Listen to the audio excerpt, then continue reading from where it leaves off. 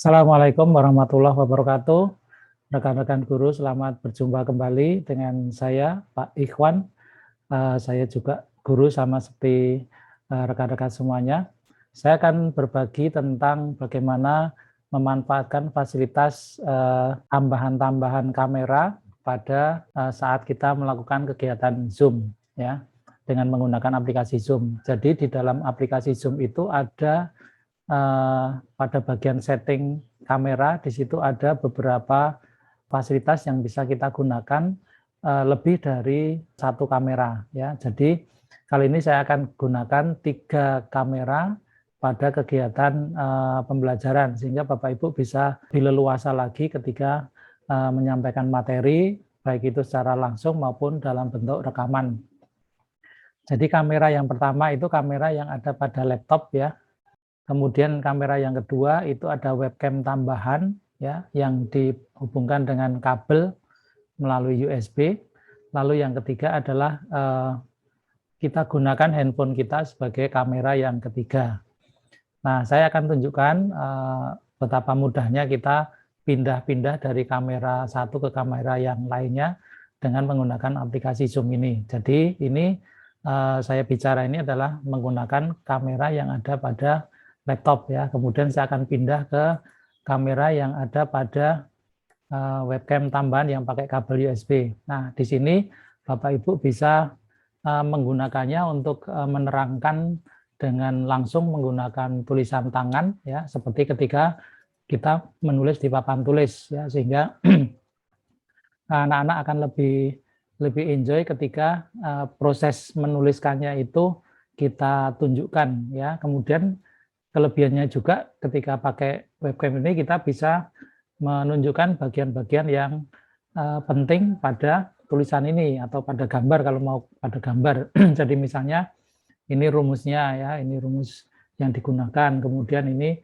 data-data yang dibutuhkan, lalu bagaimana menjumlahkan vektor A tambah vektor B. Nah, jadi seperti ini pakai kamera yang webcam yang disambungkan menggunakan USB pada laptop kita. Sekarang kita akan pindah ke kamera yang ketiga, yaitu yang kita gunakan handphone kita sebagai kamera. Nah, ini adalah kamera yang kita gunakan dari handphone kita. Kelebihannya adalah bahwa kita bisa memfokuskan pada bagian benda yang akan kita tunjukkan. Misalnya di sini kita mau menunjukkan bentuk gelombang misalnya, atau kalau kita mau menunjukkan seluruh dari bagian halaman buku ini, maka pada handphonenya zoomnya kita kecilkan, ya, dengan cara menggunakan 2 jari kita dekatkan, maka dia akan menjadi kecil seperti ini. Kemudian juga ini sangat manfaat untuk teman-teman biologi misalnya ketika ingin menunjukkan binatang ataupun tumbuhan, ya, bagian tumbuhan. Nah, seperti ini. Kalau misalnya kita mau tajam atau mau fokuskan, kita besarkan saja dengan cara pada kamera handphone ini kita tempel jari, lalu jaraknya kita jauhkan seperti ini, ya. Nah, ini Bapak Ibu bisa menunjukkannya dengan lebih detail lagi, ya, di mana ini bagian-bagian pada tumbuhannya ini kelihatan di sini. Ya, misalnya ini saya balik juga seperti ini. Ya, ini sudah cukup lumayan ketika misalnya ingin menunjukkan bunga sari dan sebagainya, itu akan lebih mudah. Keuntungannya dengan menggunakan kamera handphone adalah Bapak Ibu bisa membuat fokusnya itu sesuai dengan yang Bapak Ibu inginkan, ya, mau diperbesar atau dikecilkan, ya, seperti tadi misalnya, itu dengan mudah kita bisa lakukan. Nah, jadi ini kita gunakan 3 kamera untuk melakukan kegiatan pembelajaran ini secara real time maupun Bapak Ibu rekam dalam video, ya. Nah, kemudian untuk keperluan penggunaan handphone sebagai kamera, maka Bapak Ibu perlu install, ya, aplikasi yang namanya DroidCam, ya. Baik itu pada handphone maupun pada laptopnya, itu kita install dulu. Kalau pada laptopnya, saya tunjukkan alamatnya, ya. Ya, ini pun Bapak Ibu masih bisa menggunakan share screen yang sudah sering Bapak Ibu lakukan ya. Jadi di sini aplikasinya namanya DroidCam ya. Bapak Ibu bisa catat alamatnya di sini dev47apps.com ya. Ini Bapak Ibu download di laptopnya. Dia ada pilihan laptopnya Bapak Ibu menggunakan Windows atau menggunakan Linux ya, tinggal pilih saja. Kemudian nanti setelah download, Bapak Ibu bisa installnya tidak terlalu sulit ya. Jadi ini yang ada di laptop kita. Kemudian di handphonenya juga Bapak Ibu bisa ambil dari aplikasi dari Play Store ya. Dari Play Store bisa kita ambil. Nanti saya tunjukkan di bagian Play Store-nya mana yang harus Bapak Ibu ambil. Ya, sekarang saya akan tunjukkan di handphone melalui kamera yang kedua ya. Ini saya stop share dulu, kemudian saya pindah ke kamera yang kedua. Ya, nah Bapak Ibu bisa lihat di sini ada Play Store ya, kita klik saja Play Store-nya. Kemudian kita ketik DroidCam ya. DroidCam, nah di sini sudah ada ya, tinggal kita klik saja. Bapak Ibu ingat logonya saja di sini ya. Jadi karena saya sudah punya, jadi di sini buka. Tapi kalau belum di handphonenya belum terinstall, itu nanti di sini ada permintaan download dan diinstal ya. Ya, setelah handphonenya kita install, nanti ada logo seperti ini.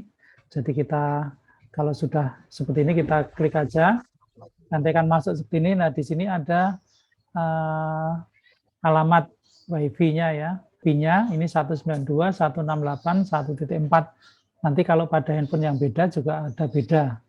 Nah, ini nanti kita tuliskan ini pada yang ada pada laptop ya. Kita samakan pada waktu kita buka Droid yang ada di laptop, itu nanti ada permintaan suruh menuliskan alamat WiFi-nya. Maka yang ditulis ini 192.168.1.4 ya. Nah, catatannya adalah bahwa antara handphone dengan laptop itu harus pada satu WiFi yang sama ya. Jadi kalau WiFi-nya berbeda memang belum saya coba, tetapi yang jelas kalau WiFi-nya sama itu nanti akan langsung connect ya. Sekarang kita akan tunjukkan yang ada pada laptop kita. Ya, di dalam laptop kita ini kalau sudah terinstall maka ada logo DroidCam seperti ini. Ini kita klik saja atau double klik ya. Nanti akan muncul halaman DroidCam seperti ini. Lalu kita klik di tengahnya ini. Nanti dia akan muncul. Nah, di sini ada alamat IP. Ini harus sesuai dengan yang ada pada handphone tadi. Ya, lalu kalau sudah sesuai tinggal kita start saja. Ya, maka kita sudah bisa menggunakan handphone kita sebagai webcam yang kedua ya. Jadi di sini bisa kita gunakan di sini ya. Ya, jadi seperti ini. Kemudian kalau selesai kita stop saja. Jadi seperti itu sehingga kita bisa lebih leluasa ketika kita melakukan kegiatan pembelajaran. Harapannya ya siswa bisa lebih enjoy ya, menikmati sajian transfer ilmu pengetahuan dari Bapak Ibu kepada siswa. Jadi mudah-mudahan ini bisa bermanfaat bagi Bapak Ibu semuanya. Terima kasih. Jangan lupa subscribe ya kalau Bapak Ibu merasa ini hal yang penting bagi Bapak Ibu ya. Mohon bantuannya di subscribe dan like dulu saja ya. Terima kasih. Assalamualaikum warahmatullahi wabarakatuh.